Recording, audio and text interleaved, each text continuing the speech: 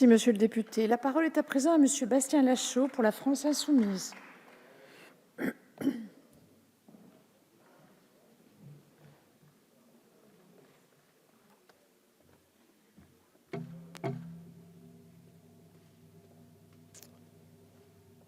Madame la présidente, madame la ministre, chers collègues, nous arrivons au bout d'une importante réforme très technique.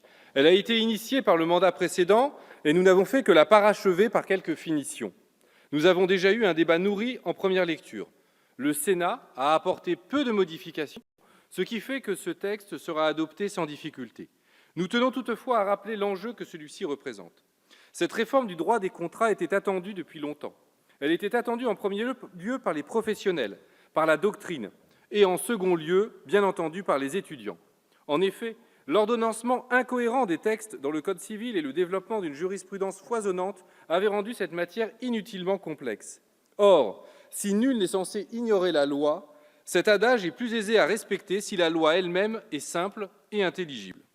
L'enjeu politique de cette réforme du droit des contrats réside dans l'équilibre à retenir entre l'impératif de justice dans le contrat et l'autonomie des contractants.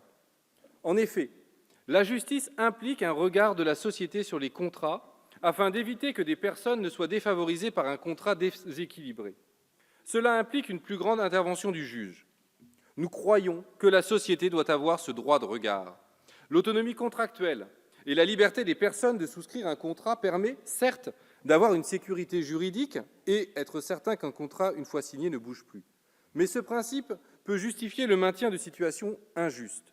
Or, la loi doit combattre l'injustice et non l'entériner. Sur la méthode de l'ordonnance, nous déplorons toujours que la réforme d'une matière aussi importante ait été opérée de cette manière. La représentation nationale doit pouvoir débattre pleinement des textes de loi, comme c'est son rôle de législateur, et ne peut pas se contenter d'entériner, voire d'enregistrer les textes de l'exécutif. Cette ordonnance a malgré tout le mérite de clarifier l'état du droit existant pour une recodification plus cohérente et une codification de jurisprudence installée. Par exemple, le devoir de bonne foi de la négociation à l'exécution du contrat est désormais reconnu dans la loi. L'obligation générale d'information à fournir préalablement à la constitution du contrat figure elle aussi dorénavant dans la loi. Nous pensons qu'il s'agit d'une bonne chose. Par ailleurs, l'ordonnance introduit des nouveautés qui ont pour effet de renforcer le rôle du juge, ce dont nous nous félicitons. En effet, dans sa rédaction initiale, l'ordonnance rompt avec une jurisprudence établie depuis 140 ans sur la révision judiciaire du contrat pour imprévision.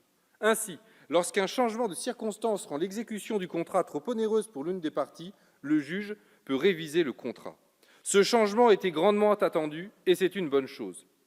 De la même manière, le droit commun consacre la catégorie des contrats d'adhésion et les assortit d'une protection de la partie faible au contrat. Mais ce texte, dans sa forme actuelle, comporte aussi des reculs ou des prises de risque que nous avions dénoncées en première lecture et qui ont été heureusement supprimées depuis. Le Sénat, lors de son examen en première lecture, a réalisé une véritable offensive libérale. Libérale au sens du droit, selon lequel les gens sont libres d'établir des contrats et que le rapport social ne doit pas être pris en compte et le juge ne doit pas intervenir sur le fond du contrat lorsqu'il statue sur son respect. Or, une liberté absolue en matière contractuelle ne peut être que dangereuse pour la partie faible. Il a donc fallu renforcer les règles sur l'imprévision, notamment sur les actions interrogatoires. Le Sénat avait fait le choix politique de réduire le droit des contrats à un banal instrument au service de la compétitivité des droits. Si l'Assemblée nationale a globalement su résister à l'offensive libérale, mais pas complètement, l'obsession de l'attractivité internationale du droit français des contrats ne doit pas être la boussole du législateur. Nous ne devons pas entrer dans une course au moins-disant, qui ne peut être que délétère. Si la France est attractive, c'est parce qu'elle protège, non parce qu'elle laisse faire. Il ne faut pas abandonner les parties faibles au pur rapport de force qui ne peut leur être que défavorable.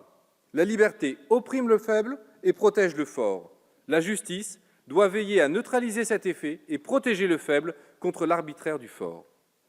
Au cours de la discussion du projet de loi, nous vous avons proposé d'innover et de renforcer la justice dans les relations contractuelles. Première innovation, introduire une liste non limitative de dispositions qui relèvent du domaine de l'ordre public, préservant ainsi les pouvoirs du juge. Les rédacteurs de l'ordonnance se sont posé la question de cette réforme, mais en ont finalement abandonné le projet, ce qui est bien dommage. Au fond, renforcer et consolider l'ordre public tout en laissant aux juges un pouvoir d'appréciation nous paraît toujours nécessaire. La deuxième innovation aurait été d'armer notre droit dans tous les domaines contre l'évasion fiscale, fraude ou optimisation fiscale abusive, en introduisant dans le droit commun la notion d'abus de droit fiscal. Alors qu'on nous répète en permanence dans cette Assemblée qu'il faut faire des économies et chercher des financements, il est dommage de ne pas aller chercher l'argent là où il se trouve. Car la désertion fiscale doit être sanctionnée. Vous reconnaîtrez là une des batailles que nous menons dans le cadre du projet de loi de finances et du projet de loi de finances rectificative. Faute d'avoir réussi pour le moment à vous convaincre, vous nous accorderez le bénéfice de la cohérence. Concrètement, quand le non-paiement de l'impôt atteint des montants aussi considérables que ce que nous révèlent les Panama Papers, les Paradise Papers ou les LuxLeaks, cela veut dire que notre droit n'est pas assez armé pour faire respecter la règle républicaine fondamentale qu'est la contribution à l'effort commun, le consentement à l'impôt.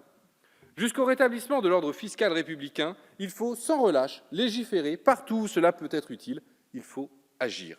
Enfin, nous avions proposé de renforcer la justice dans les relations contractuelles en rétablissant cet outil au service du juge qui est la cause du contrat, raison pour laquelle deux parties contractualisent, et de l'obligation.